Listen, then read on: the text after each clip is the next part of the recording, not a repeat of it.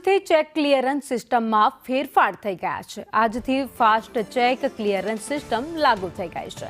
Check જમા કરાવશો એ જ દિવસે નાણાં ખાતામાં મળી જશે। ચેક ક્લિયર થવા માટે 1 થી 2 દિવસ હવે રાહ જોવી નહીં પડે।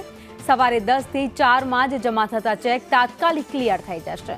હાલ દિલ્હી, મુંબઈ, ચેન્નઈ જેવા શહેરમાં આ સિસ્ટમ લાગુ થઈ ગઈ છે, તો થોડા સમયમાં સમગ્ર દેશમાં આ સિસ્ટમ આ વ્યવસ્થા લાગુ થવાની છે। ચેકની ઇમેજ અને ડેટા તરત જ ક્લિયરિંગ હાઉસ મોકલી દેવામાં આવશે। સાંજે 7 વાગ્યા સુધી બેંકે ચેક કન્ફર્મ કરવો પડશે। બેંક સમય પર જવાબ ન આપે તો ચેક ક્લિયર ગણાશે।